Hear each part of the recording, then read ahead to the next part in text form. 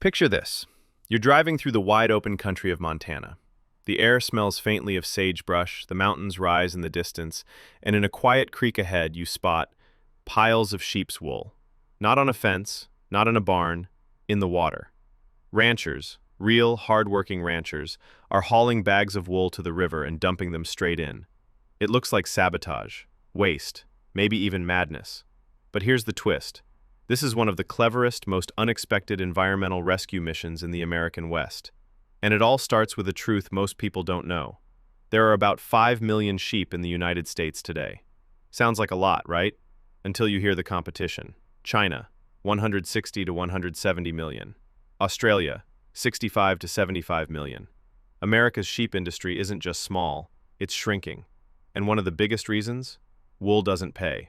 In Wyoming, ranchers will tell you straight, shearing one sheep costs 3 times more than the wool can sell for. Imagine running a business where your main product bleeds money. So ranchers started doing something shocking. They dumped wool, literally threw it away. Not in landfills, not in barns, into rivers, creeks, and fields. It sounds insane, until you realize they were aiming at a much bigger problem.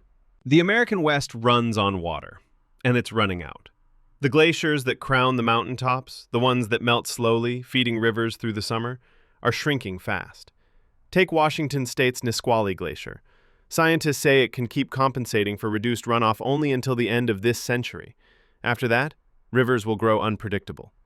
The old glacier sponge effect used to work like this. Snow and ice melted slowly, feeding steady streams.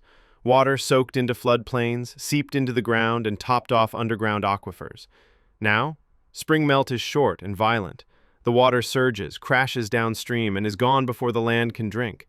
Add to that the expansion of irrigation, water diverted into canals and industrial farms, and you have floodplains drying out, aquifers shrinking, and riverbanks collapsing.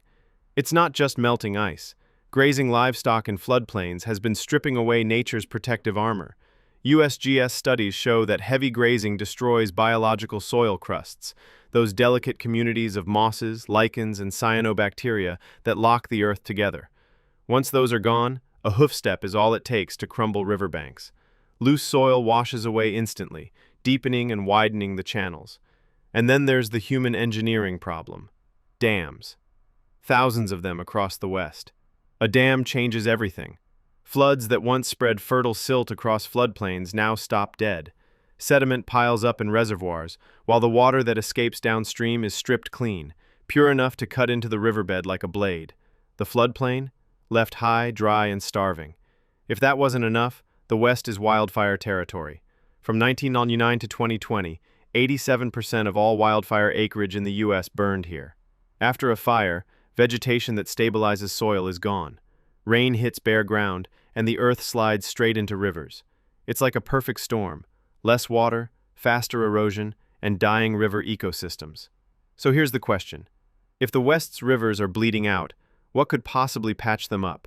Enter wool. In Malta, Montana, locals had a problem. Creeks were cutting deeper into the land, spring water was rushing away too fast, and plants, insects, and birds were disappearing from the banks. Then someone thought, what would a beaver do? Beavers build dams to slow water, spread it over floodplains, and keep the landscape wet. But here's the catch. There weren't enough beavers left to do the job.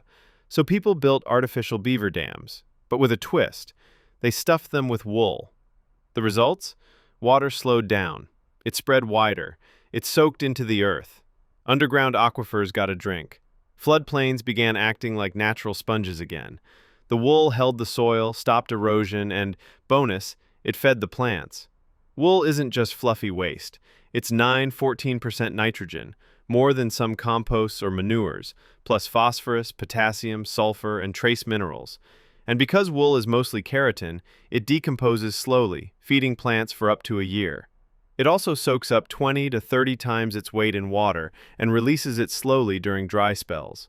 Around a wool-stuffed dam, plants stayed greener longer, bank soil stayed stable, and water quality improved as floodplains filtered out pollutants. In Belgrade, Montana, ranchers went small scale.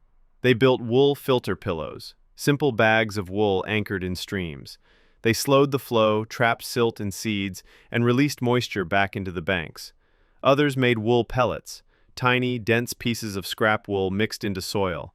They held moisture during drought, fed plants as they broke down, and helped bring vegetation back to bare, eroding banks. Wool isn't the only waste getting a second life. In Pennsylvania, Louisiana, and Michigan, they're sinking old Christmas trees into shorelines. After the holidays, the trees are stripped of decorations, laid in the water with branches facing upstream, and allowed to trap sediment.